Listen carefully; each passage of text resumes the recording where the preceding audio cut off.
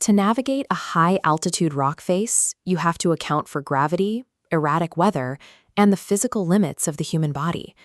Every expedition is a months-long exercise in managing these extreme variables. Yet, for all the planning, the entire safety system often relies on a single piece of metal small enough to fit in your hand, the carabiner. These clips are everywhere now. We use them as keychains or hang water bottles from backpacks, treating them as cheap, everyday conveniences.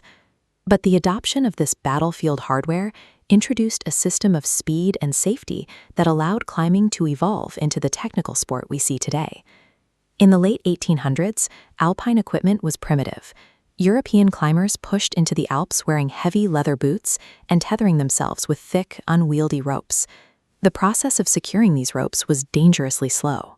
Climbers had to balance on tiny rock edges, sometimes suspended over a drop, manually tying and untying complex knots every few meters just to build an anchor.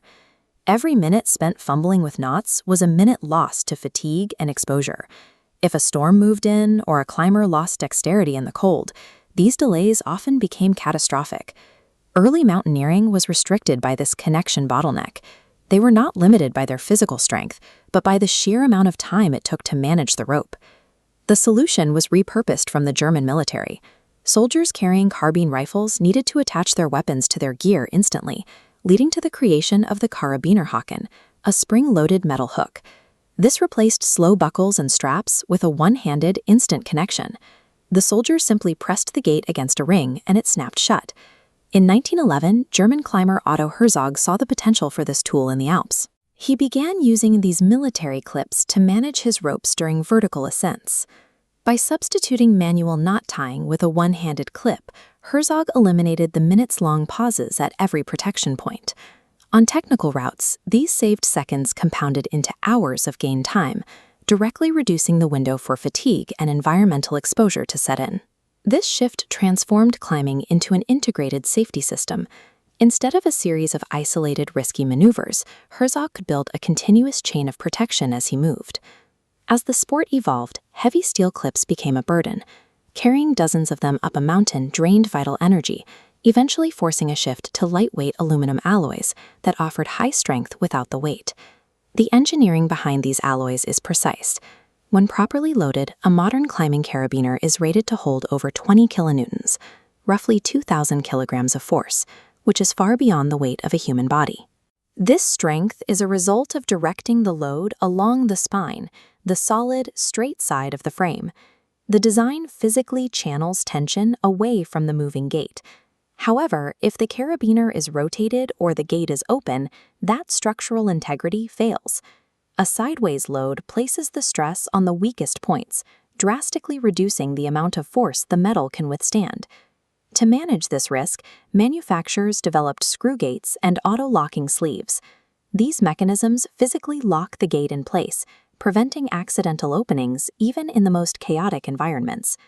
Through these iterative improvements in metallurgy and locking design, a simple rifle hook became a piece of precision-engineered safety equipment built to survive extreme dynamic loads.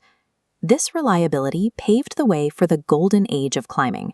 With trusted connectors, explorers could commit to massive, multi-day routes on vertical granite walls that were previously considered unreachable. As climbers entered colder climates, the hardware adapted again. Solid gates could freeze shut, so engineers developed wire gates that vibrate and shed ice each time they snap closed, ensuring they function in freezing storms. The genius of the carabiner lies in its role as a universal node. It allows climbers to build a modular chain, linking harnesses to ropes and ropes to anchors in a single interconnected system. It is the foundational bridge that makes modern technical climbing possible, allowing humans to navigate vertical terrain with a level of security that didn't exist a century ago. Today, this technology has expanded far beyond the mountains.